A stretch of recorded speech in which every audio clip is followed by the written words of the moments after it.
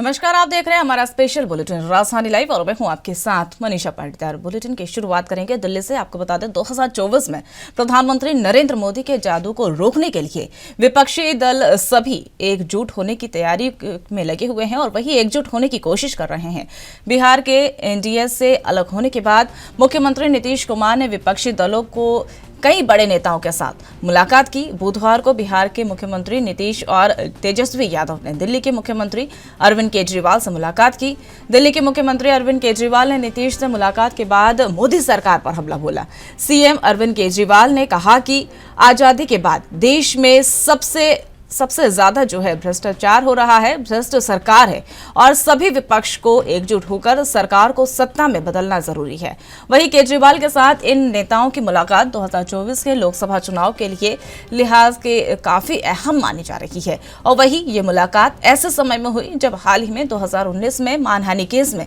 सूरत court से दोषी करार दिए जाने के बाद राहुल गांधी की संसदीय सदस्यता जो है रद्द कर दी गई। राहुल गांधी की लोकसभा सदस्यता जाने के बाद विपक्षी दलों ने मोदी सरकार पर सवाल खड़े किए। आपको बता दें, नीतीश कुमार और तेजस्वी ने कांग्रेस नेता राहुल गांधी से भी दिल्ली में मुलाकात की थी। कांग्रेस के नेताओं से मुलाकात के बाद नीतीश कुमार ने कहा कि अभी बात हो गई, हमने काफी देर तक चर्चा की, अधिक से अधिक पार्टियों को पूरे देश में एकजुट करने का प्रयास कर रहे हैं और आगे एक साथ काम करेंगे, ये तय हो गया है, ये सभी चलेंगे। और सीएम ने कहा कि इस बार अंतिम रूप में ये पार्टी जो है एक साथ होने के लिए तैयार है।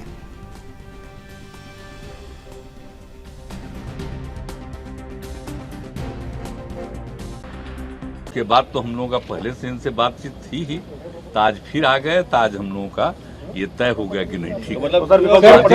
है, अधिक से अधिक विपक्षी पार्टियों को एक। इस वक्त देश बहुत मुश्किल दौर से गुजर रहा है और जैसे मैंने कई बार बोला है कि शायद आज़ादी के बाद की सबसे भ्रष्ट सरकार आज देश के अंदर है और एक आम आदमी के लिए अपने घर का खर्चा चलाना मुश्किल हो रहा है। इसलिए बहुत ज़रूरी है कि सभी विपक्ष और सारा देश एक साथ आके इकट्ठा होके और केंद्र के अंदर सरकार बदले और ऐसी सरकार आनी चाहिए जो कि इस देश को विकास दे सके और इस देश के लोगों को उनकी समस्याओं से मुक्ति दे सके। नीतीश जी ने पहल की है और सबको इकट्ठा कर रहे हैं, लोगों को इकट्ठा कर रहे हैं, विपक्ष को इकट्ठा कर रहे हैं, दलों को इकट्ठा कर रहे हैं और बहुत अच्छा वो कर रहे हैं। हम पूरी तरह से इनके साथ हैं और जिस तरह से ये सबको जोड़ रहे हैं हम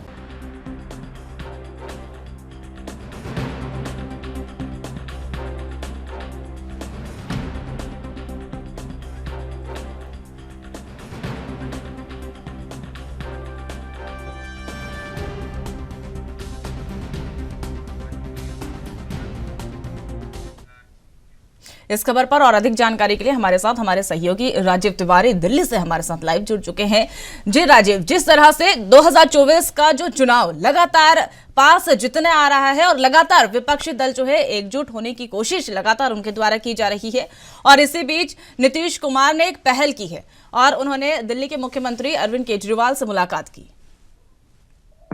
देखिए, यहाँ पर बात करें 2024 की, तो 2024 के लिए विपक्ष जो है वो आप कहीं ना कहीं एकजुट होने की कोशिश करता हुआ नजर आ रहा है। दूसरा, यहाँ पर जिस तरीके से एनडीए से अलग हुए नीतीश कुमार जो है वो कल दिल्ली के मुख्यमंत्री अरविंद केजरीवाल से मुलाकात की और तमाम मुद्दों पर बातचीत की गई। मगर यहाँ पर बात करें अरविंद केजरीवाल की, तो अरविंद केजरीवाल के द्वारा कहीं ना कहीं केंद्र सरकार को यानी कि भाजपा को कहीं ना कहीं सबसे बड़ी भ्रष्ट पार्टी बताया गया, क्योंकि अभी तक इतनी बड़ी भ्रष्ट पार्टी जो है वो कोई भी नहीं थी। मगर अब केंद्र के अंदर जो सत्ता बैठी हुई है उसको हटाने के लिए अब विपक्ष जो है वो लगातार एकजुट होने की कोशिश कर रहा है, चाहे वो नीतीश कुमार हो या फिर कहे राहुल गांधी हो या फिर कहे अरविंद केजरीवाल हो। तमाम जो विपक्षी पार्टियां हैं वो कहीं ना कहीं अब एकजुट होने की कोशिश कर रही है और जिस तरीके से राहुल गांधी की सदस्यता खत्म की गई है उसको लेकर भी अब कांग्रेस के अंदर नाराजगी है और लगातार कहीं ना कहीं वो नाराजगी सड़कों पर भी उतर चुकी है। मगर यहाँ पर विपक्ष की बात करें, आम आदमी पार्टी की बात करें, तो वो भी कहीं ना कहीं इसी मुद्दे को लेकर कहीं ना कहीं केंद्र सरकार को गिर रही है कि सरकार जो है वो कहीं तानाशाह हो चुकी है और कहीं ना कहीं अड़ियल रवैया अपनाया जा रहा है। मगर यहाँ पर जिस तरीके से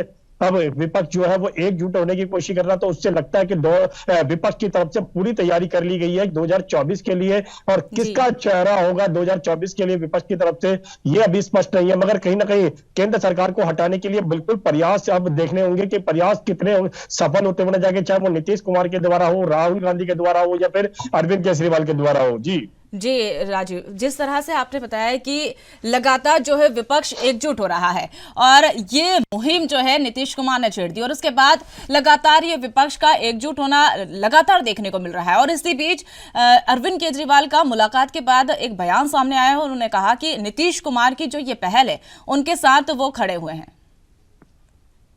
देखिए, बिल्कुल सही कहा आपने। यहाँ पर अरविंद केजरीवाल की बात करें, कल जिस तरीके से बैठक की गई और बैठक के बाद अरविंद केजरीवाल ने खुद कहा कि नीतीश कुमार के साथ उनकी पहली बैठक है, मगर कहीं ना कहीं इस बैठक से बड़े नतीजे निकलने की उम्मीद है, क्योंकि जिस तरीके से लगातार इस बैठक के माध्यम से कहीं ना कहीं तमाम विपक्षी जो दल है वो कहीं ना कहीं एकजुट हो चुके हैं और लगातार कहीं ना कहीं 2024 के लिए रणनीति भी बनाई जा रही है। और यहाँ पर बात करें तेजस्वी की, तो वो भी इस बैठक के अंदर शामिल रहे। लगातार राहुल गांधी के संपर्क में भी बातचीत की गई और ये तक ये भी कोशिश की गई कि राहुल गांधी की जो सदस्यता खत्म की गई है, और उसके बाद में 2019 के अंदर मानहानि केस जो राहुल गांधी के ऊपर लगाया गया था, इस तरीके का केस जो है वो झूठे हैं। लगातार इस तरीके के आरोप जो है वो विपक्ष की तरफ से लगाए गए, मगर विपक्ष जो है वो वाकई में ही अब कहीं ना कहीं एकजुट होकर एक मंच पर आने की बिल्कुल कोशिश कर रहा है। और यही चीज, इसका असर जो है वो कर्नाटक चुनाव के अंदर भी देखने को मिलेगा, क्योंकि राष्ट्रीय आम आदमी पार्टी जो है वो राष्ट्रीय पार्टी बन चुकी है, तो कहीं ना कहीं भाजपा के सामने बिल्कुल खड़े होने की कोशिश की जाएगी। और नीतीश कुमार की बात करें तो नीतीश कुमार के लिए भी कहीं ना कहीं कहते विपक्ष जो है वो एकजुट हो चुका है। नीतीश कुमार अब कांग्रेस और आम आदमी पार्टी और तमाम पार्टियों के साथ मिलकर कहीं केंद्र सरकार के खिलाफ लड़ते हुए नजर आएंगे। अब देखना होगा कि इस लड़ाई से कितना 2024 के अंदर बदलाव होगा। जी राजीव, जिस तरह से आपने बताया कि 2024 में किस तरह से बदलाव होगा, तो ये कहीं ना कहीं जो नीतीश कुमार का एजेंडा है ये साफ ये भी नजर आ रहा है कि जैसे ही आम आदमी पार्टी जो है राष्ट्रीय पार्टी बनी और इसके बाद विपक्ष का एकजुट होना, कहीं ना कहीं ये एक अलग मैसेज दे रहा है।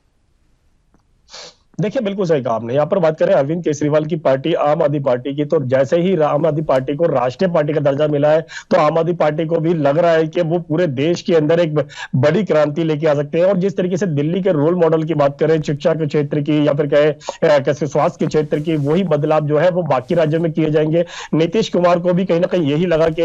अरविंद केजरीवाल से मुलाकात करनी चाहिए। और विपक्ष जिस तरीके से एकजुट हो रहा है, तो उससे लगता है कि भाजपा के सामने कड़ी टक्कर मिलकर जरूर दी जा सकती है, क्योंकि अलग अलग अगर कोशिश की जाती है तो वो कहीं ना कहीं सफल नहीं हो पाएंगे। मगर यहाँ पर एकजुट होकर कहीं ना कहीं कह सकते हैं भाजपा के सामने बिल्कुल खड़े होने की कोशिश की जाएगी। और इसका असर कर्नाटक चुनाव से ही पता लग जाएगा। अगर कर्नाटक के अंदर कहीं ना कहीं भाजपा को कड़ी टक्कर दी जाती है, चाहे वो आम आदमी पार्टी के द्वारा हो या फिर कांग्रेस के द्वारा हो या फिर विपक्ष एकजुट होकर जो टक्कर देने की कोशिश कर रहा है, अगर वो कहीं ना कहीं सफल होती है, तो फिर 2024 के लोकसभा के चुनाव के अंदर कहीं ना कहीं विपक्ष जो है वो बड़े पैमाने पर कहीं ना कहीं पूरे देश के अंदर भाजपा के खिलाफ एक मोर्चा खोलता हुआ नजर आएगा। और वही मोर्चा कहीं ना कहीं विपक्ष के लिए कामयाब भी होता हुआ नजर आएगा। जी, अगर जिस तरह से विपक्ष का जो कोशिश है वो लगातार जारी है, लेकिन इसी बीच मीडिया ने एक सवाल पूछा था अरविंद केजरीवाल से और उन्होंने कहा कि ये जो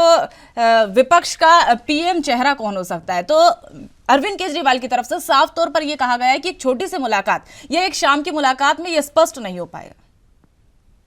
देखिए, यहाँ पर बात करें 2024 का चेहरा किसका होगा, ये अभी तक स्पष्ट नहीं है। दूसरा, यहाँ पर जिस तरीके से लगातार 3 चेहरे जो है वो कहीं ना कहीं अब सामने आते हुए नजर आ रहे हैं। आम आदमी पार्टी की बात करें तो अरविंद केजरीवाल का चेहरा नजर आ रहा है। दूसरा, कांग्रेस की बात करें तो राहुल गांधी का चेहरा है। और तीसरा, नीतीश कुमार की बात करें तो वो भी कहीं ना कहीं एक सीएम रहे हैं, तो नीतीश कुमार भी एक बड़ा चेहरा है। तो कहीं ना कहीं देखना होगा इस चेहरों से कितना असर जनता तक पड़ेगा। दूसरा, यहाँ पर जिस तरीके से विपक्ष अब एकजुट हो चुका है, चाहे वो राहुल गांधी के ऊपर कार्रवाई की गई हो या फिर कहे आम आदमी पार्टी के ऊपर मनीष सिसोदिया के ऊपर कार्रवाई की गई हो या फिर कहे तेजस्वी यादव के ऊपर भी सीबीआई के द्वारा कार्रवाई की गई, मगर यहाँ पर लगातार कहीं ना कहीं जो विपक्ष है वो कहीं ना कहीं एकजुट हो चुका है। और इस एकजुटता का कहीं ना कहीं उनको ऊपर फायदा भी मिलता हुआ नजर आया और जनता कहीं ना कहीं शायद दोबारा से कहीं ना कहीं विपक्ष की तरफ से झुकती हुई नजर आए। मगर यहाँ पर जिस तरीके से मुद्दे हैं वो मुद्दे कहीं ना कहीं आम आदमी पार्टी के पास एक अहम मुद्दे हैं, जिसको लेकर कहीं ना कहीं आम आदमी पार्टी चलती नजर आएगी। कांग्रेस की बात करें, कांग्रेस भी अडानी मुद्दे को लेकर लेकर कहीं ना कहीं लगातार घेरने की कोशिश करेगा सरकार को। मगर देखना होगा अडानी मुद्दे से सरकार अभी तक बचने की कोशिश कर रही थी और वही चीज सदन के अंदर भी देखने को मिली थी, मगर अब उसका असर कितना जनता तक पड़ेगा। और लगातार राहुल गांधी ने भी स्पष्ट कर दिया कि अडानी मुद्दे को वो छोड़ेंगे नहीं और सरकार से इसके पीछे कहीं ना कहीं जेपीसी की जो मांग की जा रही है वो भी करवाई जाएगी। और लगातार अडानी मुद्दे को लेकर जो एलआईसी और एसबीआई का पैसा लगा वो किसका है, 20,000 करोड़ रुपए जो किसका अडानी ग्रुप पर लगाया गया वो किसका है, इसका खुलासा जो है वो जनता के सामने राहुल गांधी के द्वारा कहीं ना कहीं किया जाएगा। मगर अब देखना होगा कि विपक्ष जिस तरीके से एकजुट होने की कोशिश कर रहा है वो कितनी कामयाब होती नजर आएगी 2024 के लिए। दूसरा कहीं ना कहीं भाजपा की बात करें तो भाजपा भी कहीं ना कहीं कड़ी टक्कर देने की कोशिश कर रहा है और उनको भी पता है कि विपक्ष अगर एकजुट होता है तो कहीं ना कहीं उनकी भी मुश्किलें बनेंगी। मगर लगातार विपक्ष को अलग करने के लिए लगातार सीबीआई ईडी का इस्तेमाल किया जा रहा है और यही चीज विपक्ष भी कहीं ना कहीं यही कह रहा है कि केंद्र सरकार जांच एजेंसियों का गलत इस्तेमाल कर रहा है, इसकी वजह से कहीं ना कहीं विपक्ष को तोड़ने की कोशिश की जा रही है। मगर आप कहीं ना कहीं असर बिल्कुल देखने को मिलेगा और जिस तरीके से विपक्ष एकजुट हो रहा है उससे साफ जाहिर कहीं ना कहीं भाजपा की जरूर मुश्किलें बनती नजर आएंगी। जी राजीव, जिस तरह से लगातार अभी आपने बताया अडानी मुद्दा गरमा रहा है, बेरोजगारी, विपक्ष का जो लगातार मुद्दा है वो दिन पर दिन लगातार मुद्दों को लेकर विपक्ष एकजुट होती नजर आ रही है और इसी बीच अरविंद केजरीवाल कह रहे हैं कि भ्रष्ट सरकार को सत्ता से हटाना है। देखिए यहाँ पर एक चीज समझनी होगी, अरविंद केजरीवाल की बात करें, राहुल गांधी की बात करें या फिर कहीं और विपक्षी चेहरों की बात करें, लगातार कहीं ना कहीं भ्रष्ट सरकार बताया जा रहा है भाजपा को और लगातार ये कहा जा रहा है कि केंद्र सरकार के केंद्र के अंदर बैठकर कहीं ना कहीं तानाशाही हो चुकी है सरकार और लगातार जनता के जो मुद्दे हैं बेरोजगारी के, महंगाई के, जहां तक कि किसके अडानी मुद्दे के और पैसा जो है वो कहीं ना कहीं सिर्फ पूंजीपतियों को दिया जा रहा है, जनता को कहीं ना कहीं नाराज किया जा रहा है और बेरोजगार जो अभी तक लोग हैं वो कहीं ना कहीं रोजगार चाहते हैं मगर केंद्र सरकार के द्वारा रोजगार नहीं दिया जा रहा है। इस तरह के तमाम मुद्दे जो है वो विपक्ष के पास में है और विपक्ष कहीं ना कहीं इन्हीं मुद्दों को लेकर जनता तक पहुंचने की कोशिश करेगा। मगर यहाँ पर बात करें सरकार इन मुद्दों को कहीं ना कहीं कैसे गलत बता रही है कि सरकार के द्वारा ये कहा जा रहा है कि हमने बेरोजगारी दूर करने के लिए लगातार कहीं ना कहीं कोशिश की है, युवाओं को रोजगार दिया है, मगर कितने युवाओं को रोजगार मिला है ये सबके सामने है। मगर कहीं ना कहीं विपक्ष जो है वो कहीं ना कहीं इन्हीं मुद्दों को लेकर अब जनता तक पहुंचेगा और जनता कहीं ना कहीं फैसला करेगा कि 2024 के अंदर वाकई में ही भाजपा के द्वारा कोई कार्य किए गए हैं या फिर विपक्ष जिस तरीके से हमलावर है या विपक्ष जिस तरीके से मुद्दे उठा रहा है क्या वो जनता के लिए सही है। इनमें से फैसला जनता के हाथ में ही होगा और जनता ही चुनकर बिठाएगी 2024 के अंदर कौन केंद्र के अंदर बैठेगा। जी राजीव तिवारी, आप हमारे साथ जुड़े और तमाम जानकारी आपने साझा करी, इसके लिए बहुत बहुत धन्यवाद।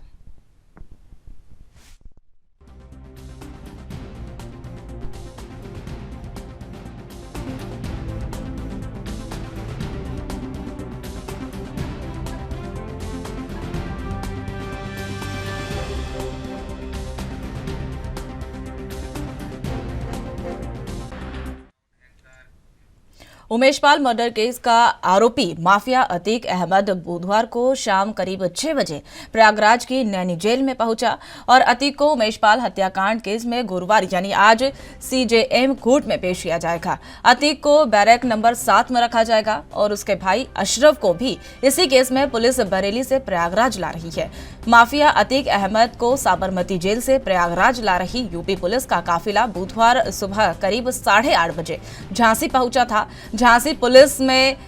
1 घंटा 21 मिनट जो है रुकने के बाद अतीक को पुलिस प्रयागराज के लिए निकल गई और वहीं इससे पहले शिवपुरी में पुलिस का काफिला करीब आधे घंटा रुका और वहीं अतीक ने यह मीडिया से कहा कि आपकी वजह से मैं सुरक्षित हूं, मैंने वहां से कोई फोन नहीं किया, वहां पर मेजर लगे हुए हैं और मेरे जेल में कोई भी साजिश नहीं रची है और वहीं 6 साल से मैं जेल में हूं और मेरा पूरा परिवार बर्बाद हो चुका है। वहीं इससे कुछ घंटे पहले राजस्थान में बंदी में अतीक ने कहा कि मेरा परिवार पूरी तरह से बर्बाद हो गया है, मैं जेल में था, मुझे उमेश पाल हत्याकांड के बारे में क्या पता। कई बार मुझसे सवाल किया गया था, माफियागिरी समाप्त कर दी गई, माफियागिरी तो पहले से ही समाप्त कर दी गई, अब तो सिर्फ मुझे रगड़ा जा रहा है।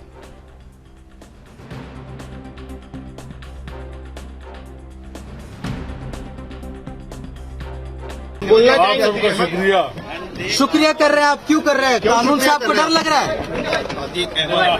कानून से डर लग रहा है आपको? आप लोगों को शुक्रिया कर रहे हैं आप, क्यों कर रहे हैं? कानून से आपको डर लग रहा है? कानून से डर लग रहा है आपको? आप लोगों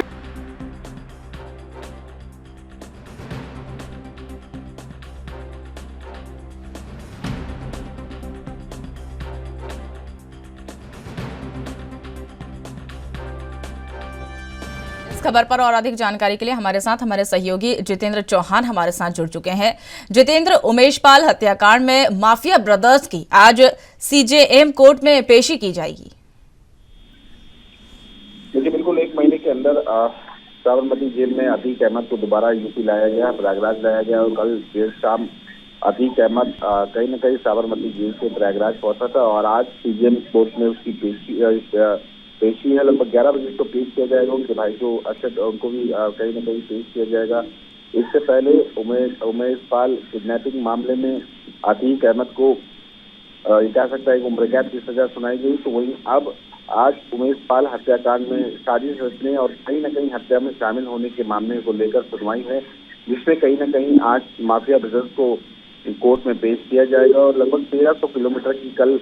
यात्रा दोबारा अतीक अहमद ने कहीं न कहीं पूरी की और कहा जाता है कि पूरा काफिला पुलिस का वारंट भी लेकर कहीं न कहीं अतीक अहमद को लेने पहुंचा था और कहा सकता है कि अतीक अहमद को दोबारा प्रयागराज लाया गया है। आज 11 बजे पेश किया जाएगा और साफ तौर पे कहा जा सकता है कि कई जगह कल अतीक अहमद का काफिला रुका। अतीक अहमद की गाड़ी भी खराब हुई, उसके भाई की भी गाड़ी खराब हुई और ये कहा जा सकता है कि लगातार उत्तर प्रदेश का शिकंजा कहीं न कहीं माफिया अतीक अहमद उनके भाई पर परिवार पर लगा हुआ है और कल अतीक अहमद ने मीडिया से ही बात की थी और साफ तौर पे मीडिया से उन्होंने धन्यवाद कहा कि आज मैं आप लोग की बदौलत सुरक्षित हूँ और ये कहा जा सकता है कि सरकार कहीं न कहीं रगड़ने का काम कर रही है। जिस तरह से मुख्यमंत्री योगी आदित्यनाथ ने सदन में कहा था कि माफियाओं को मिट्टी मिला देंगे, हम लोग मिट्टी में मिल चुके हैं और कहीं न कहीं माफियागिरी हम लोग की जेल में ही खत्म हो चुकी थी। 6 सालों से जेल में बंद हूँ, हमने किसी प्रकार के कोई भी हत्या में शामिल नहीं की, कोई भी प्लानिंग नहीं करी, जेलों में जैमल लगे हुए थे और कहीं न कहीं हम लोग की जो माफियागिरी है वो खत्म हो चुकी है और ये कहा सकता है कि हमारे परिवार को फंसाया जा रहा है और साफ तौर पे उमेश पाल हत्याकांड में मैं शामिल नहीं हूँ। तो इस तरह के कल अतीक अहमद ने बयान दिए, उनके भाई अरशद ने बयान दिए कि हमारे परिवार को फंसाया जा रहा है और कहीं न कहीं अब जो माफियागिरी थी वो खत्म हो चुकी है। पुलिस सरकार केवल रगड़ने का काम कर रही है हम लोगों को और इसे लेकर अतीक अहमद कल बयान आने के बाद ये कहा जा सकता है कि अतीक अहमद के चेहरे पर डर दिखाई दिया और वो सब देश सरकार का डर था और साफ तौर पे कहा जा सकता है कि 1300 किलोमीटर की यात्रा करते हुए साबरमती से जेल से गुजरात से चली थी और राजस्थान होते हुए राजस्थान के माध्यम में मध्य प्रदेश से उत्तर प्रदेश, झांसी होते हुए प्रयागराज पहुंचा है अतीक अहमद और ये कहा जा सकता है कि अतीक अहमद की जिस तरह से गाड़ी खराब हुई उसके बाद भी अतीक अहमद को काफी डर रहा है, लेकिन अतीक अहमद को इस बात साफ तौर पर कारण कि मीडिया का धन्यवाद करते हैं जो जिसकी बदौलत हम कहीं न कहीं आई बचे हुए हैं। तो ये कहा जा सकता है कि आज सीजेएम कोर्ट में पेश किया जा सकता है और पेश किया जाएगा। वारंट बी के तहत कोर्ट में रिमांड अर्जी के तहत की रिमांड मांगी जा सकती है। इसके बाद दोनों से पूछताछ की जाएगी और ये कहा जा सकता है कि आज जो अतीक अहमद की जो मामले में उमेश पाल हत्याकांड में जो मामला है उस पर पेशी के बाद सस्पेंस बना हुआ है कि आखिरकार कोर्ट में अतीक अहमद को रिमांड दी जाएगी या पुलिस को दी जाएगी, यानी कि अतीक अहमद से पूछताछ या भाई से पूछताछ यूपी में की जाएगी। आज 11 बजे के बाद साफ पाएगा। जी जितेंद्र, जिस तरह से आपने बताया कि 150 किलोमीटर की ये जो यात्रा, इसमें पहले उनके वो कई बार मीडिया से रूबरू हुए, पहले शिवपुरी में, उसके बाद झांसी में और उनके तरफ से साफ तौर पर यह बयान दिया गया कि उमेश पाल हत्याकांड में मेरा कोई हाथ नहीं था, मैं 6 साल से सजा काट रहा था, उसके बाद भी पूछताछ की जा रही है और सिर्फ मुझे अब रगड़ा जा रहा है। ये बदलते सुर क्या दर्शाते हैं? देखिए, 150 किलोमीटर नहीं, कुल मिला के साबरमती जेल से लेकर यूपी तक 1300 किलोमीटर की यात्रा है जी। और दूसरी कहा जा सकता है कि पूरी यात्रा में अतीक अहमद के जिस तरह का बयान सामने आया वो कहीं न कहीं एक माफिया के चेहरे पर उत्तर प्रदेश सरकार का, पुलिस का डर साफ दिखाई दे रहा है और कहीं न कहीं अतीक अहमद का जिस तरह का कल फिर बयान आया, उन्होंने कहा कि माफियागिरी हमारी पहले ही खत्म हो चुकी है, 6 सालों से जेल में बंद है। तो जाहिर सी बात है कि हमको सिर्फ रगड़ने का काम किया जा रहा है और उमेश पाल हत्याकांड में मेरी किसी प्रकार की कोई भी संलिप्तता नहीं है, मैं इसमें शामिल नहीं था, जेल में बंद था और जेल में जैमल से लेकर तमाम सुरक्षा व्यवस्था के पुख्ता इंतजाम होते हैं, तो मैं कैसे कहीं न कहीं हत्याकांड में या साजिश में शामिल हो सकता हूँ। फिलहाल उसमें मेरे परिवार को भी फंसाया जा रहा है, मेरा परिवार भी इसमें फंसाया जा रहा है और ये कहीं न कहीं कल उत्तर प्रदेश के मुख्यमंत्री योगी आदित्यनाथ की जिस तरह बयान आया था सदन में कि माफिया मिट्टी में लेते, हम माफिया मिट्टी में मिल चुके हैं, अब सरकार से रगड़ने का काम कर रही है। जी जितेंद्र चौहान, जिस तरह से आज सीजेएम कोर्ट में माफिया ब्रदर्स की पेशी की जाएगी और पेशी को लेकर अगर सुरक्षा की बात करें तो क्या पुख्ता इंतजाम किए गए? देखिए, बारिश सुरक्षा के बीच में अतीक अहमद को लाया गया था जी, और ये कहा सकता है कि यूपी स्टेट की टीम के समेत तमाम जो पुलिस अधिकारी वो कहीं न कहीं मौजूद रहेंगे और आज सुरक्षा व्यवस्था पुख्ता इंतजाम के तहत प्रयागराज पुलिस रहेगी, एसटीएफ के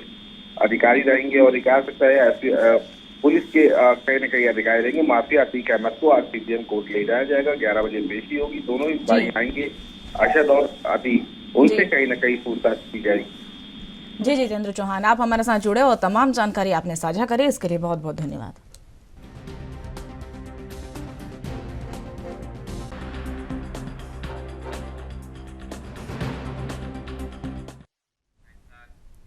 पंजाब भर में टोल प्लाजे बंद करवाने की कवायद जारी रखते हुए मुख्यमंत्री भगवंत मान ने बुधवार को नवे टोल प्लाजा को बंद करते हुए कहा कि सार्वजनिक हित में यह टोल प्लाजा बंद किया जा रहा है और आने वाले दिनों में ऐसी और भी टोल प्लाजे बंद करवाए जाएंगे। समाना पटरावा और सड़क पर टोल प्लाजा बंद करने के बाद मुख्यमंत्री भगवंत मान ने कहा कि यह टोल प्लाजे वास्तव में आम लोगों की खुली लूट करने वाली दुकान थी और वहीं उन्होंने आगे कहा कि इन टोल प्लाजा पर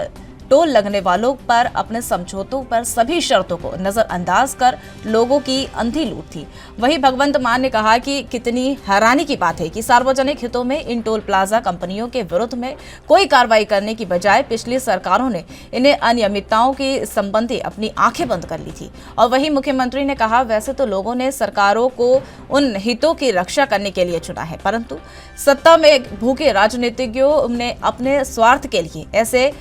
डिफॉल्टर की ढाल बनाकर काम किया है और उन्होंने पिछली सरकारों ने इन टोल प्लाजों की मनमानी को नजरअंदाज किया और आम लोगों की परवाह न करते हुए गैर कानूनी ढंग से पैसा बनाने की इजाजत दी। वहीं भगवंत मान ने आगे कहा कि अब तक बंद हुए टोल प्लाजों में से एक में भी ऐसे समझौते बावजूद इसके एम्बुलेंस और रिकवरी वैन का प्रबंध नहीं दिखा।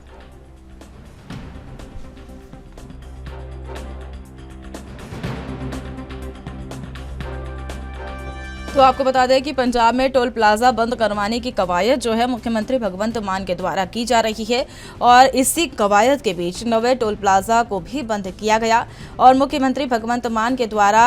उन्होंने कहा कि ये जो टोल प्लाजा है वास्तव में लोगों से खुली लूट की दुकान थी और इन टोल प्लाजों से समझौते पर सभी शर्तें जो है नजरअंदाज कर लोगों से अंधी लूट की जा रही थी। और कितनी हैरानी की बात है कि सार्वजनिक हित में जो है ये इसमें भ्रष्टाचार लगातार सरेआम दिख रहा है। इस खबर पर और अधिक जानकारी के लिए हमारे साथ हमारे सहयोगी संदीप सिंह हमारे साथ जुड़ चुके हैं। संदीप, जिस तरह से पंजाब सरकार जो है भ्रष्टाचार के खिलाफ लगातार उनकी मुहिम जारी है और इसी बीच एक टोल प्लाजा जो है नवा टोल प्लाजा उनके द्वारा बंद किया गया और कहा गया कि ये टोल प्लाजा जो है लोगों की या आम लोगों के लिए लूट की खुली दुकानें हैं। जी बिल्कुल, बता दें कि लगातार पंजाब सरकार की तरफ से लोगों के जेब पर जो बोझ पड़ रहा है, जो उसको कहीं ना कहीं हटाती ही नजर आ रही है। पहली सरकारें उम्मीद से मिली भगत जो है टोल प्लाजा चलते हुए नजर आ रहे थे। जैसे कि देखा जाए जो बीजी का टोल प्लाजा बंद किया है वो 2013 को बंद हो सकता था। कहीं ना कहीं सरकारों से मिली भगत हुई। उस समय जो है सरकार बड़ी अकाली दल की थी, तभी ये टोल प्लाजा चलता रहा। उसके बाद सरकार बदली, कांग्रेस की सरकार आई, उसके साथ जो है साठगांठ हो गई तो टोल प्लाजा आगे बढ़ता है। अब आम आदमी पार्टी की सरकार आई है तो उनकी तरफ से फाइलें जो है खंगाली गई, जिसके चलते टोल प्लाजा बंद किए गए हैं। तो लगातार देखा जाए तो लुधियाना जो संगरूर से लुधियाना जाते हैं 2 टोल प्लाजे वहां पर बंद किए गए। होशियारपुर टांडा रोड पर एक टोल प्लाजा बंद किया गया। बलाचौर से अगर हम होशियारपुर जाते हैं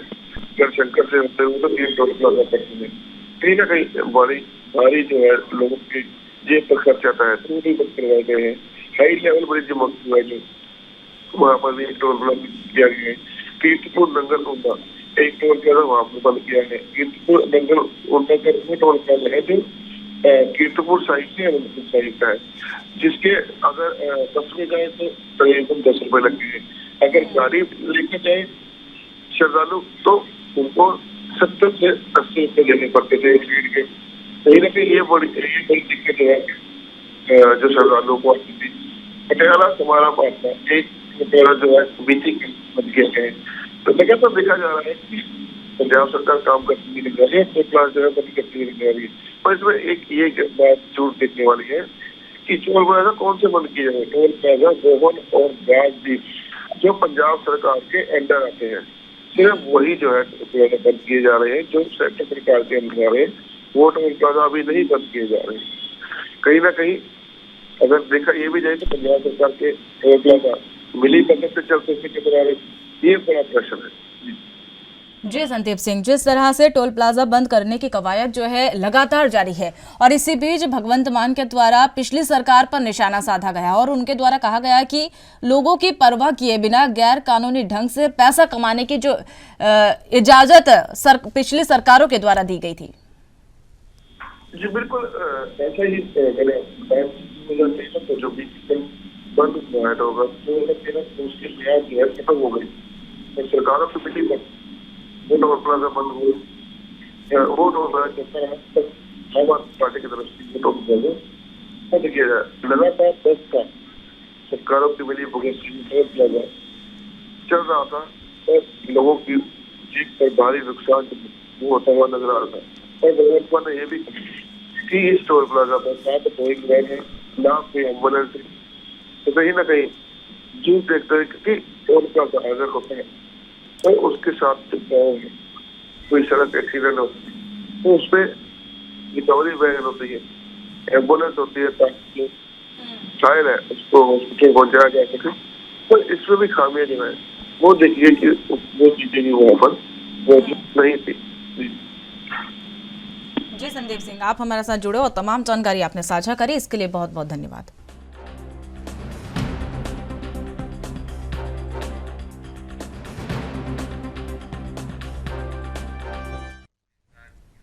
पंजाब विजिलेंस ब्यूरो द्वारा राज्य में भ्रष्टाचार के खिलाफ लगातार कार्रवाई जारी है, विरोध शुरू हो गया है और वही मुहिम के द्वारा पंजाब राज्य अल्पसंख्यक आयोग के पूर्व सदस्य लाल हुसैन सिंह और उनके निजी सहायक मोहब्बत मेहरबान को 10,49,500 रुपए की रिश्वत लेने के दोष में गिरफ्तार किया गया। गौरतलब है कि फरवरी 2020 से फरवरी 2023 तक लाल हुसैन अल्पसंख्यक आयोग के सदस्य रहे और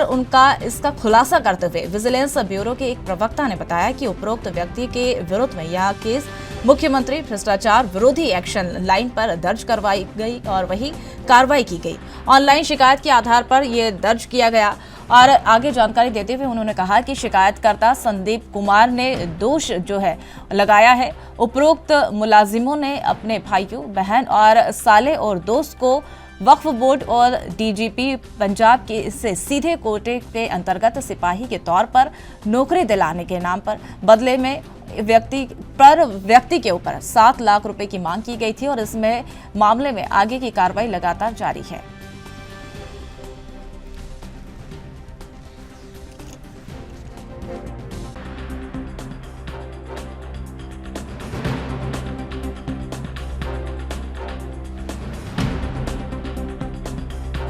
इस खबर पर और अधिक जानकारी के लिए हमारे साथ अमित शेट्टी हमारे साथ और चंडीगढ़ से जुड़ चुके हैं। अमित, जिस तरह से पंजाब विजिलेंस ब्यूरो ने भ्रष्टाचार के खिलाफ लगातार मुहिम जो छेड़ रखी है, उसी बीच पंजाब राज्य के अल्पसंख्यक आयोग के पूर्व सदस्य और उनके पीए की गिरफ्तारी हो गई। जी बिल्कुल, पंजाब सरकार की अगर बात की जाए तो पंजाब सरकार ने जो है विजिलेंस विभाग को दिए गए हैं कि अगर कोई भी भ्रष्टाचार करता है तो उसके खिलाफ जो है सख्त से सख्त कार्रवाई की जाए। हालांकि अभी एक नया मामला सामने आया है जिस तरह से भर्ती को लेकर जो है 7 लाख रुपए प्रति जो एक व्यक्ति है उसकी बात जो की गई थी और 10 लाख रुपए की जो राशि है वो दी गई पीए को और जो लाल सिंह है उन्हें जो है गिरफ्तार किया गया कि जो और क्या इनमें जो है बड़े खुलासे हो सकते हैं। जी अमित, जिस तरह से पंजाब विजिलेंस ब्यूरो ने पिछले कुछ दिनों में पटवारी को गिरफ्तार किया गया था और उसी दौर में अल्पसंख्यक आयोग के पूर्व सदस्य और उनके पीए गिरफ्तार हो गए, तो ये एक्टिव मोड जो है किस हद तक जा रहा है और लगातार ये कार्रवाई जो है ऐसे देखने को मिल रही है? जी बिल्कुल, विजिलेंस विभाग जो है एक्शन मोड पे जो है दिख रहा है, वो लगातार जो है जो भी भ्रष्ट अफसर जो है उनके खिलाफ जो है कार्रवाई कर रहा है। आपको बताना चाहूंगा कि आम आदमी पार्टी जो है वादा किया था कि जीरो टॉलरेंस जो है वो पॉलिसी लेकर आई थी कि अगर कोई भ्रष्ट अफसर है तो उनके खिलाफ जो है कार्रवाई की जाएगी। जी अमित, जिस तरह से अगर बात कर लें, ये जो आयोग है अल्पसंख्यक आयोग के पूर्व सदस्य है, उनके खिलाफ जो केस दर्ज किया गया, मुख्यमंत्री भ्रष्टाचार विरोधी एक्शन लाइन पर उनके द्वारा केस दर्ज किया गया, इसको लेकर एक बार पूरी अपडेट। बिल्कुल, जो कंप्लेंटेंट है उन संदीप के नाम से बताया जा रहा है। उन्होंने जो है ऑनलाइन जो कंप्लेंट जो अपना पंजाब सरकार द्वारा जो दिया गया है उस पर जो है उन्होंने कंप्लेंट की थी और उस पर जो है ये जो है कार्रवाई हुई है। जी संदीप, जी अमित सेठी, जिस तरह से ये संदीप सिंह के द्वारा एक शिकायत दर्ज की गई थी और उसमें भाई बहन साले और दोस्त को भी वक्फ बोर्ड के द्वारा उनके द्वारा शिकायत दर्ज की गई थी और इसमें डीजीपी पंजाब से भी उनके द्वारा शिकायत दर्ज की गई थी। जी बिल्कुल, ये जो शिकायत जो है डीजीपी पंजाब को भी दी गई और उधर जो एक ऑनलाइन है ये जो है पूरे घटनाक्रम की जो शिकायत है वो दी गई थी और अब इसमें जो है पुलिस रिमांड जो है वो भी जो है विजिलेंस विभाग द्वारा जो दे दिया गया है और आगे भी बड़े खुलासे होने की संभावना है। अमित, जिस तरह से बात कर ली जाए, डीजीपी को जब शिकायत दर्ज की गई थी उस शिकायतनामा में ये भी लिखा था कि पर व्यक्ति पर 7 लाख रुपए की मांग जो है नौकरी दिलाने के नाम पर की गई थी। बिल्कुल, पुलिस विभाग की बात करी गई थी, वहाँ पर आपको जो है उनको जो है नौकरी दिलाई जाएगी। पर व्यक्ति जो है 7 लाख की जो बात हुई थी, 3 लोगों की जो है इसमें जो है नौकरी दिलाने की बात की गई थी। 10 लाख की जो राशि है वो बाकी राशि जो थी वो देनी थी। अमित, जिस तरह से गिरफ्तारी तो अब कर ली गई, लेकिन अब आगे की कार्रवाई जो है वो क्या होने वाली है? कोर्ट में कब पेश किया जाएगा?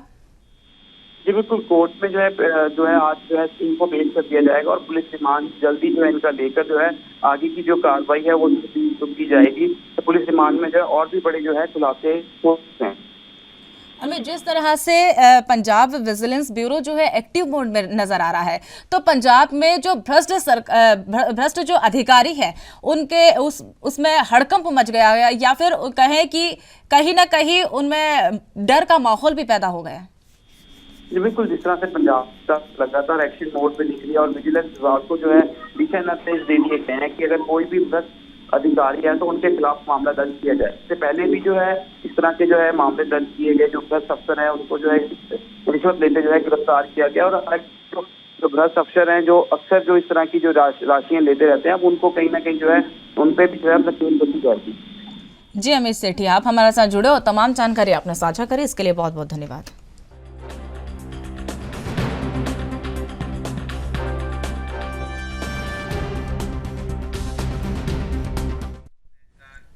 शिमला नगर निगम चुनाव के लिए कांग्रेस पार्टी ने 9 प्रत्याशियों की दूसरी लिस्ट जो है बुधवार को जारी कर दी है और इससे पहले मंगलवार को पार्टी ने 7 प्रत्याशियों के नामों की घोषणा की थी। राजधानी में नगर निगम चुनाव के लिए नामांकन पत्र भरने की प्रक्रिया गुरुवार यानी आज से शुरू होगी और वही पार्षद पद के लिए चुनावी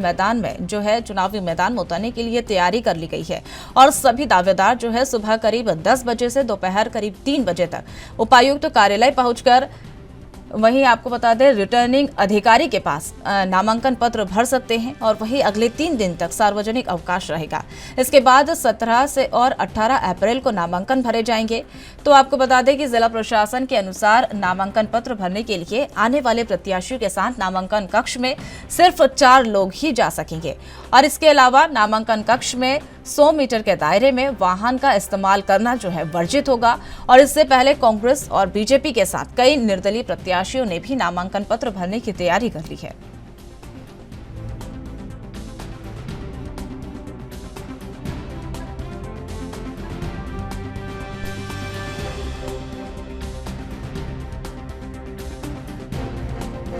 तो आपको बता दें शिमला नगर निगम चुनाव के लिए कांग्रेस पार्टी ने 9 प्रत्याशियों की दूसरी लिस्ट जो है बुधवार को जारी कर दी और इससे पहले मंगलवार को 7 प्रत्याशियों के नामों की घोषणा कर दी गई थी। राजधानी में नगर निगम चुनाव के लिए नामांकन पत्र भरने की प्रक्रिया जो है आज से शुरू होगी और वही पार्षद पद के लिए चुनाव मैदान में उतरने की तैयारी जो है लगातार तेज होती हुई दिखाई दे रही है। और इसी बीच दावेदार जो है सुबह करीब 10 बजे से दोपहर करीब 3 बजे तक उपायुक्त कार्यालय पहुंचेंगे और वहीं रिटर्निंग ऑफिसर के पास नामांकन पत्र भर सकेंगे।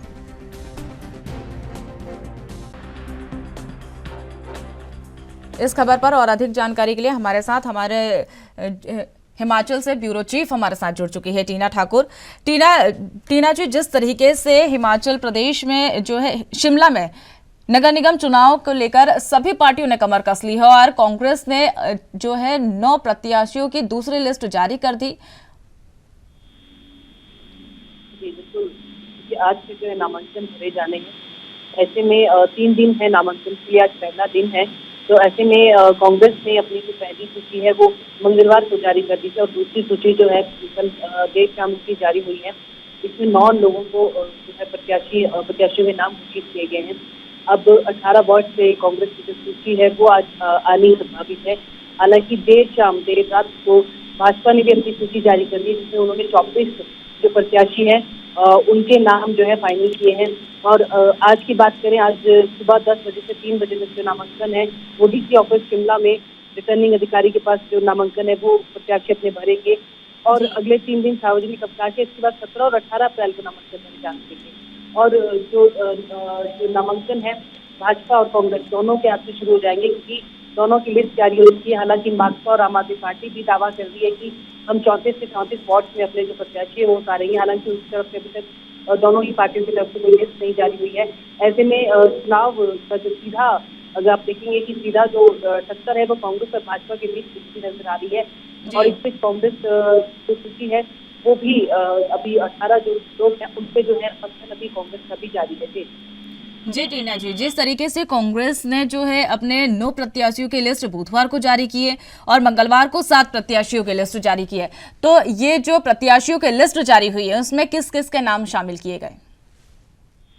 जी देखिए, पहली सूची में अगर वैसे हम ओवरऑल बात करें, कांग्रेस ने तो अपने पहले के चेहरे हैं, पुराने चेहरे हैं, उन पर अधिक भरोसा जताया है और कुछ वार्ड में जो है नए लोगों को भी वहाँ पे जो है प्रत्याशी बनाया गया है। मंगलवार को जो 7 लोगों के जो नाम थे उनमें टूटीकंडी वार्ड से उमा कौशल है, लोअर बाजार वार्ड नंबर 15 से उमंग बांगा है, वार्ड 17 बैन वार्ड से शीनम कटारिया, वार्ड नंबर 23 बट्टा कुमार सुरेंद्र ठाकुर, छोटे शिमला वार्ड 28 से सुरेंद्र चौहान, वार्ड नंबर 31 पटियोग से दीपक रोहाल और वार्ड नंबर 32 न्यू शिमला से कांग्रेस ने कुसुम दत्ता को अपना प्रत्याशी बनाया है। और अगर हम पिछले कल की बात करें तो उसमें भी जो नाम है वो कांग्रेस ने जो प्रत्याशियों की सूची जारी की है उसमें 9 नाम है। और उन वार्ड से जो, अगर हम भाजपा की भी बात करें तो भाजपा ने जो अपने जो प्रत्याशी है उनमें अधिकतर जो महिला है और जो सिटिंग जो पार्षद थी, निवर्तमान जो पार्षद है उन पर जो है अधिक भरोसा जताया है। ऐसे में आप देखेंगे कि कांग्रेस में जो 9 लोग हैं उनमें कुछ एक जो पार्षद हैं जो पहले के हैं उनको जो है अपना जो उम्मीदवार है वो घोषित किया है। और भाजपा ने भी अधिकतर जो 24 नाम जो जारी किए उनमें जो अधिकतर पहले की जो प्रत्याशी है उन्हीं को जो है अपना प्रत्याशी कांग्रेस ने जारी, भाजपा ने भी अपना प्रत्याशी बनाया। जी टीना जी, अगर बात कर ली जाए बीजेपी और कांग्रेस की जो कड़ी टक्कर देखी जा रही है, तो किसका पुरजोर जो वहां पर भारी पड़ला किसका दिख रहा है? जी देखिए, अगर हम वैसे ओवरऑल बात करें, क्योंकि इस वक्त अगर जिंदा राजधानी की बात करें, तीनों सीट पे जो है विधानसभा सीट पे कांग्रेस का कब्जा है और इस लिहाज से कांग्रेस की सरकार है, नई सरकार है और महज 3 माह हुए हैं सरकार आए हुए और ये पहली बार है कि किसी सरकार को इस तरह बदली हुई परिस्थितियों में चुनावों का सामना करना पड़ रहा है। तो निश्चित तौर पर कांग्रेस होने के कारण, क्योंकि स्थानीय चुनाव है, कांग्रेस का पलटा भारी नजर आ रहा है। हालांकि भाजपा लगातार आरोप लगाते गंभीर आरोप भाजपा की तरफ से लग रहे हैं और भाजपा लगातार कह रही है कि वो जो अपना जो पक्ष है वो जनता के बीच रखेगी और जो 3 और 4 महीने के बीच जो कांग्रेस ने जो संस्थान डिनोटिफाई किए, जिस तरह से जनहित के कार्यों में रुकावट डालती है कांग्रेस सरकार, उनको जनता के बीच रखी और उन्हें उम्मीद है कि जनता जो है उनका साथ देगी।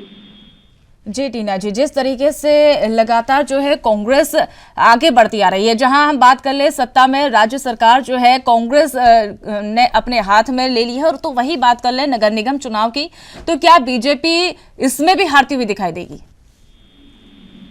जी देखिए, पहली बार क्योंकि इसमें जब से नगर निगम शिमला में चुनाव होने शुरू हुए हैं तब से कांग्रेस का वहाँ पे कब्जा रहा है। पिछली बार पहली बार भाजपा को सत्ता हासिल हुई है और भाजपा ये जरूर चाहेगी कि विधानसभा चुनाव में हार के बाद जो ये चुनाव है, क्योंकि बहुत प्रतिष्ठित चुनाव के माने जाते हैं, नगर निगम शिमला के चुनाव है, राजधानी के चुनाव है, तो यहाँ पे जो है भाजपा कभी नहीं चाहेगी कि उसका पलड़ा हल्का रहे और वो हार जाए। लेकिन अगर हम वैसे ओवरऑल बात करें तो कांग्रेस का पलड़ा फिलहाल यहाँ पे भारी नजर आ रहा है, क्योंकि स्थानीय निकाय के चुनाव है, वार्ड के चुनाव, तो लोग जरूर ये देख के चुनाव में वोट करेंगे कि अगर वो पार्टी अपना जो संबंधित पार्टी जो दल सत्ता में है इस वक्त अगर उसको चुनते हैं तो उनके काम में कोई रुकावट नहीं आएगी। हालांकि सही जो स्थिति है तो 2 तारीख को चुनाव होने हैं और 4 मई को जो है परिणाम आने हैं, तो ऐसे में 4 तारीख को पूरी स्थिति साफ हो जाएगी। लेकिन फिलहाल अभी जो जिस तरह से जो चल रहा है उसमें तो फिलहाल जो है कांग्रेस की जो पलड़ा है वो भारी नजर आ रही है। जी टीना जी, अगर बात कर ली जाए शिमला में जो चुनाव होने वाले हैं उसमें अगर कांग्रेस की बात कर ली जाए तो कांग्रेस ऐसे कौन कौन से मुद्दे जो हैं वो उठा रही है और जनता के बीच लेकर जा रही है, और वही बात कर ली जाए बीजेपी की तो वो कौन सी ऐसी कमियां हैं उनके मुद्दों में जो जनता को लुभा नहीं पा रहे हैं? देखिए, अगर कांग्रेस की बात करें, क्योंकि कांग्रेस पिछले 10 सालों से निगम की सत्ता पे काबिज नहीं है, ऐसे में वो लगातार कह रही है, आरोप लगा रही है कि भाजपा के पास पिछली बार निगम की सत्ता थी और 5 से लेकर समस्या है, हाउस टैक्स है, तमाम तरह के जो चीजें हैं उनसे जनता को वो राहत नहीं दिला पाई है। पार्किंग शिमला में एक बड़ा इशू बन गया है पिछले कुछ सालों, तो ऐसे में कांग्रेस ये बड़ा मुद्दा लेकर जा रही है और कह रही है कि अगर वो सत्ता में आती है, निगम की सत्ता में आती है तो तमाम राहतें, क्योंकि उनकी सरकार भी है, तमाम राहतें जनता को देने की कोशिश करेगी। सीवेज टैक्स है, पानी की बढ़ी हुई कीमतें हैं, हाउस टैक्स है और तमाम तरह की जो राहत है वो कांग्रेस बात करती है। दूसरी तरफ अगर भाजपा की बात करें, भाजपा लगातार जो अपना जो कार्यकाल है उसकी तो वो बात नहीं करती है, लेकिन वो ये जरूर कह रही है कि कांग्रेस का जो 4 माह का कार्यकाल है राज्य सरकार का वो जनता देख चुकी है। ऐसे में जो जनता है उनको भाजपा पे भरोसा जताना चाहिए, भाजपा को निगम की सत्ता सौंपनी चाहिए। और भाजपा ने पिछली बार पे जो है पानी के डिस्ट्रीब्यूशन से लेके वो एक बड़ी पीठ पारी के पानी की डिस्ट्रीब्यूशन जो लगातार शिमला में सालों से समस्या रहती थी उसको उन्होंने सुलझाने की कोशिश की थी और काफी हद तक उसमें सफलता प्राप्त की थी। तो ऐसे में जो भाजपा है वो अपने कार्यकाल की जो उपलब्धि है उनको लेकर जनता के बीच जा रही है और कांग्रेस जो विफलताएं निगम सत्ता के दौरान भाजपा की रही है उनको जनता के बीच लेके जा रही है और बड़े वादे भी कांग्रेस की तरफ से किए जा रहे हैं। अभी मैनिफेस्टो दोनों पार्टियों की तरफ से आना है। हालांकि कांग्रेस जिस तरह से विधानसभा में 10 गारंटियां कांग्रेस ने की थी, उसी तरह एमपी चुनावों में भी कांग्रेस कह रही है कि हम 10 गारंटियां शिमला की जनता को देंगे और बड़ी राहत उसमें जो है वो जनता को देने की कोशिश करेंगे। जी टीना ठाकुर जी, आप हमारे साथ जुड़े और तमाम जानकारी आपने साझा करी, इसके लिए बहुत बहुत धन्यवाद।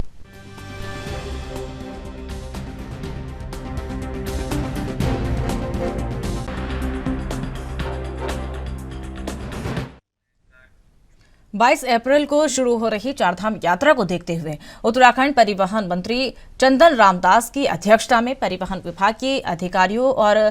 यात्रा में चलाने वाले टैक्सी एसोसिएशन के पदाधिकारियों की एक समीक्षा बैठक की गई और इस बैठक में आने वाले श्रद्धालुओं की सुविधा को देखते हुए कई अहम निर्णय लिए गए। पिछले साल चारधाम यात्रा में जो अव्यवस्था सामने आई थी उस पर समय रहते दुरुस्त करने के लिए परिवहन मंत्री ने अधिकारियों और टैक्सी एसोसिएशन को निर्देश दिए। पिछले साल हुई यात्रा के दौरान कई यात्रियों की शिकायत की गई थी, कई यात्रियों के द्वारा शिकायत की गई थी और इसमें निजी टैक्सी संचालक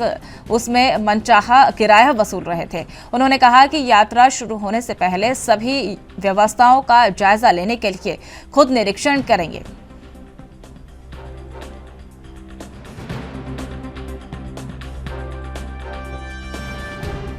विगत वर्षों की भांति इस बार भी अपने परिवहन विभाग के अधिकारियों के साथ और जो हमारी मुख्य धारा में परिवहन व्यवसाय को चला रहे हैं रोटेशन समिति के पदाधिकारियों के साथ जेएमओ, केएमओ, टैक्सी, मैक्सी जितने भी यूनियन हैं उनके पदाधिकारियों के साथ हमारी आज संयुक्त बैठक हुई। चूँकि चारधाम यात्रा में वाहन स्वामियों का सहयोग बहुत आवश्यक है और उनके सहयोग के बिना चारधाम यात्रा सफल नहीं होती है। उनके बहुत महत्वपूर्ण सुझाव आज यहाँ पर आए हैं और मुझे लगता है कि इस बार की जो चारधाम यात्रा होगी वो ऐतिहासिक होने वाली है और उस ऐतिहासिक चारधाम यात्रा में चाहे वो परिवहन विभाग हो, चाहे हमारे रोटेशन समिति हो, चाहे पर्यटन विभाग हो, स्वास्थ्य विभाग हो, अन्य विभाग हैं, सभी के सहयोगियों से, सभी के समन्वय से हमने जो इस बार प्लान बनाया है, पिछली कमियों को दूर करते हुए इस बार हमने नई जो योजनाएं बनाई है, मुझे लगता है कि उसके माध्यम से हम जो भी यात्री उत्तराखंड में आएगा, एक तो सबके दर्शन हो।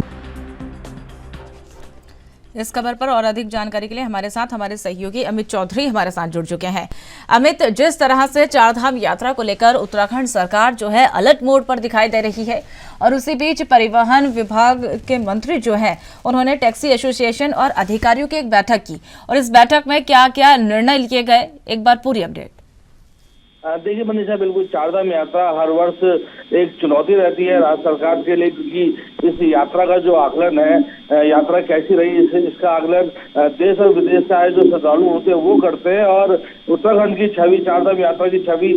बाहर कैसी जाए उसको लेकर के लगातार प्रयास किया जाता है। भले ही राज्य में किसी भी पार्टी की यहाँ पर सरकार हो और अभी मौजूदा समय में भाजपा सरकार की तरफ से लगातार प्रयास किए जा रहे हैं कि चारधाम यात्रा को सुचारू चलाया जाए। पिछले वर्ष भी लगातार कई प्रयास यहाँ पर किए गए थे और इस वर्ष 22 अप्रैल से यहाँ पर चारधाम यात्रा शुरू होती है। उसको लेकर के परिवहन मंत्री के द्वारा यहाँ पर गंभीरता दिखाते हुए चारधाम यात्रा को लेकर के बैठक की गई टैक्सी एसोसिएशन के साथ। और क्योंकि पिछले साल कुछ खबरें लगातार आई थी कि जो श्रद्धालुओं का कहना था कि लगातार मनचाह यहाँ पर किराया कहीं ना कहीं वसूला जा रहा है, तो ये समय में कहीं ना कहीं रखा जाना बेहद जरूरी है यात्रियों और यहाँ पर गाड़ियों वालों के बीच में। और क्योंकि यहाँ पर जो हजारों की संख्या में श्रद्धालु पहुँचते हैं, कई वर्ग यहाँ पर ऐसे हैं जो चारधाम यात्रा से अपना जीवन यापन करते हैं, उन सभी चीजों को ध्यान में रखते हुए एक बैठक का यहाँ पर आयोजन किया गया। उस बैठक में साफ तौर से निर्देशित किया गया कि अधिकारी को किसी प्रकार से यात्रियों को कोई दिक्कतें ना हो, क्योंकि जो मैसेज है वो अच्छा जाना चाहिए उत्तराखंड में चारधाम यात्रा को लेकर के। और एक हेल्पलाइन नंबर कहीं ना कहीं यहाँ पर जारी करने की बात की गई अधिकारियों के द्वारा। अधिकारी यहाँ पर हेल्पलाइन नंबर जारी करेंगे इस बार कि अगर कोई यात्री को कोई दिक्कतें होती है तो उस हेल्पलाइन नंबर से वो अधिकारियों से बात कर सके और संभवतः अगर ज्यादा जरूरी हो तो वो सीधे मंत्री से भी उस नंबर से बात कर सकता है। पूरी तरीके से इस चारधाम यात्रा को सुचारू चलाने के लिए, बेहतर बनाने के लिए लगातार प्रयास किए जा रहे हैं और हर वर्ग से यहाँ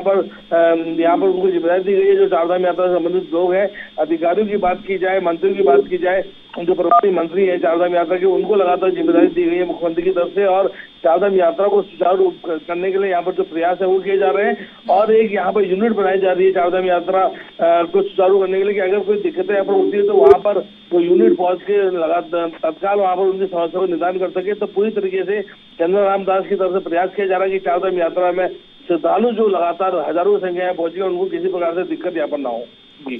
जी अमित, जिस तरह से बात कर ली जाए, ये भी परिवहन मंत्री के द्वारा कहा गया कि जो भी अव्यवस्था पिछली बार हुई थी या पिछली बार शिकायतें आई थी उसको इस बार जो है समय रहते दुरुस्त कर लिया जाए, उनका निपटारा कर लिया जाए। तो उसको लेकर वहां पे क्या तैयारियां की गई? बिल्कुल, देखिए क्योंकि पिछली बार कुछ शिकायतें लगातार मिली थी और शिकायत सबसे ज्यादा यही आ रही थी कि जो यहाँ टैक्सी चालक हैं वो अपना मनचाहा किराया कहीं ना कहीं वसूल कर रहे हैं यात्रियों से। उसको लेकर के यात्रियों ने थोड़ा नाराजगी जताई थी। इस बार वो गलती ना हो उसको लेकर के यहाँ पर एक हेल्पलाइन नंबर जरूर जारी किया जाएगा। अधिकारियों को निर्देशित किया है चंद्रराम जी परिवहन मंत्री की तरफ से कि उस नंबर में यहाँ पर जो लेवल के अधिकारी हो उनका यहाँ पर बात हो, अगर इससे ज्यादा जरूरी होगा तो खुद मंत्री यहाँ पर कंप्लेंट सुनेंगे उन सभी श्रद्धालुओं की। और सबसे बड़ी बात यहाँ पर करीब 40 से ज्यादा इंटरसेप्टर मोटर बाइक को भी रवाना किया गया है कि जिसमें अगर कोई यात्रियों से आपस में व्यवहार किया जाता है तो उसके खिलाफ कार्रवाई की जाएगी। और जो यहाँ पर जो बढ़ती हुई घटना है, रास्तों में जो दिक्कतें लगातार होती है उसको देखते हुए अधिकारी को निर्देशित किया जा चुका है और यात्रा शुरू होने से अभी लगातार व्यवस्था का जायजा यहाँ पर लिया जा रहा है। पूरी तरीके से अगर कोई यहाँ पर कमी आएगी तो सभी अधिकारियों पर कार्रवाई की जाएगी और सख्त निर्देश यहाँ पर दिए गए कि अगर यात्रियों को कोई दिक्कत होती है, कोई परेशानी होती है तो जो संबंधित अधिकारी विभाग के और उस जो जिम्मेदारी दी गई है उन पे कार्रवाई होना सुनिश्चित किया जाएगा, क्योंकि दिक्कतें यहाँ पर ना हो। यहाँ पर जो यात्री आ रहे हैं, श्रद्धालुओं को जो चारधाम यात्रा के दर्शन यहाँ पर चारधाम यात्रा करने आ रहे हैं, वो पूरी तरीके से यहाँ से एक छवि लेकर के अपने अपने प्रदेश, अपने अपने शहरों में जाएं और चारधाम यात्रा का कहीं ना कहीं पूरी तरीके से लुत्फ उठाया जाए। और जो श्रद्धा के साथ यहाँ पर श्रद्धालु आते हैं, उनकी श्रद्धा जो यहाँ पर आस्था है, अटूट आस्था, वो लगातार बनी रहे। जी अमित चौधरी, आप हमारे साथ जुड़े और तमाम जानकारी आपने साझा करी, इसके लिए बहुत बहुत धन्यवाद।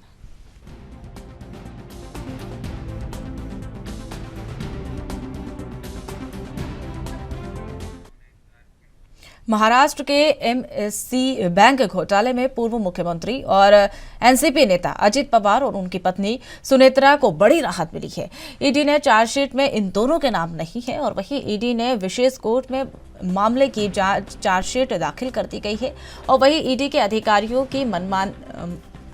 की माने तो इस मामले में अजित पवार और उनकी पत्नी के खिलाफ कोई तथ्यात्मक प्रमाण नहीं मिला है और इसी की वजह से चार्जशीट में उनका नाम नहीं भेजा गया है। इसमें फिलहाल अजित पवार और उनकी पत्नी के लिए राहत की खबर जो है वो सामने आई है। हालांकि चार्जशीट में हाईकोर्ट में सुनवाई होना बाकी है। ईडी के अधिकारियों के मुताबिक हाईकोर्ट में मामले की अगली सुनवाई जो है 19 अप्रैल को होगी और इसके बाद तय होगा कि इस मामले में चार्जशीट को स्वीकार कर कोर्ट अजित पवार को राहत जारी रखेगी या फिर दाखिल चार्जशीट में कुछ दिशा निर्देश के साथ वापस करेगी। और ऐसे में ईडी के अधिकारियों ने फिलहाल इस चार्जशीट पर आधिकारिक टिप्पणी से इनकार कर दिया है। आपको बता दें, इस मामले में ईडी ने आज तक और अभी तक अजित पवार से कोई पूछताछ के लिए समन नहीं जारी किया है। साल 2021 में इस मामले में जो है ये मामला सामने आया था और इसके बाद ईडी ने सामूहिक रूप से 65 करोड़ रुपए की हेराफेरी का आरोप लगाया गया था।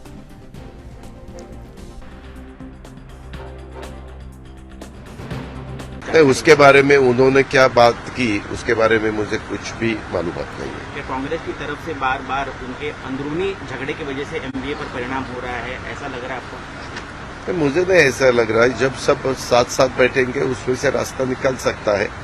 लेकिन मेरा इतना ही कहना है कि उसके बारे में किसी ने भी मीडिया के पास जाने की जरूरत नहीं। जब महाविकास आघाड़ी की बैठक होती है तब उसमें ये इस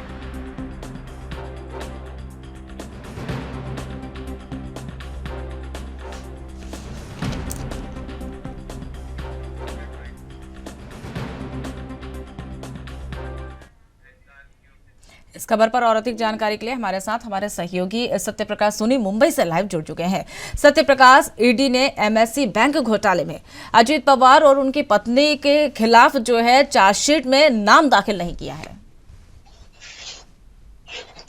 बिल्कुल मनीषा जी, देखिए एनसीपी नेता और पूर्व डिप्टी सीएम अजित पवार और उनकी पत्नी के खिलाफ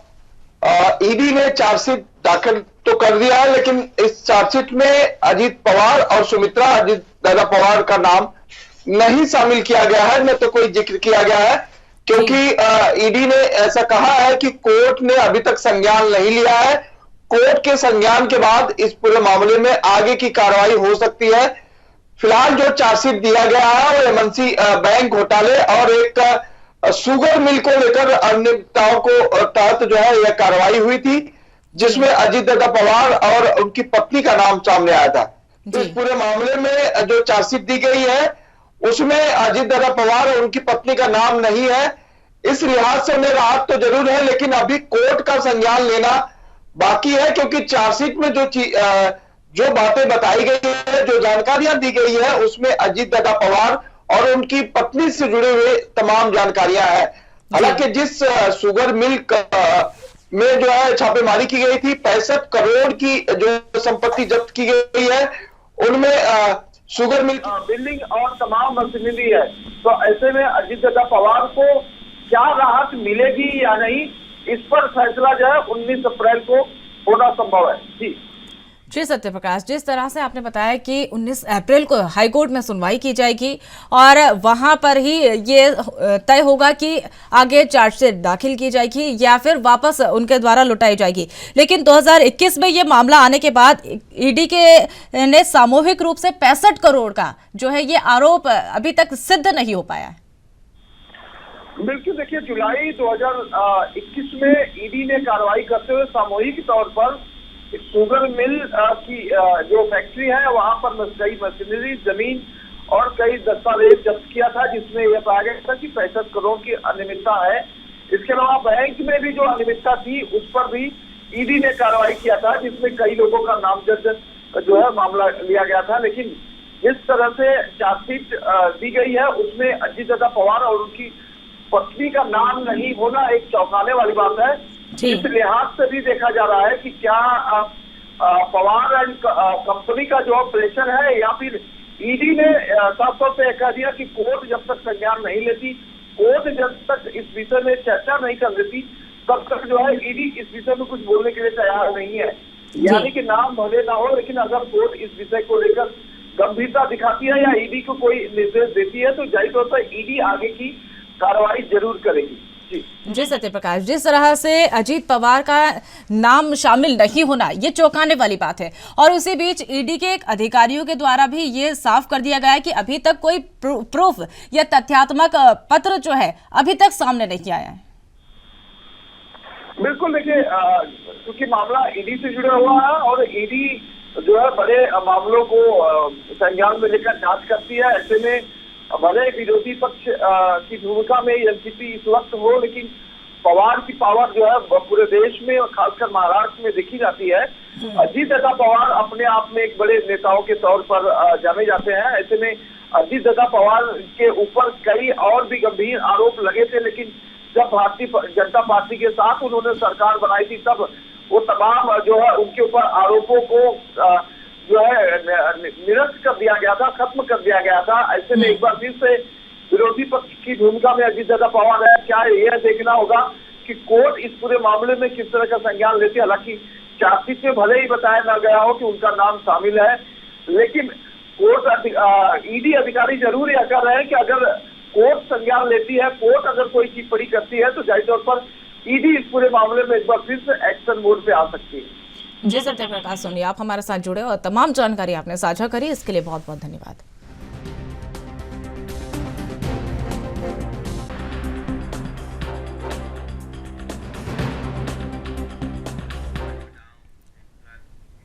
तो फिलहाल हमारे स्पेशल बुलेटिन राजधानी लाइव में इतना ही, और तमाम ताज़ा खबरों के लिए देखते रहिए A8 न्यूज़। नमस्कार।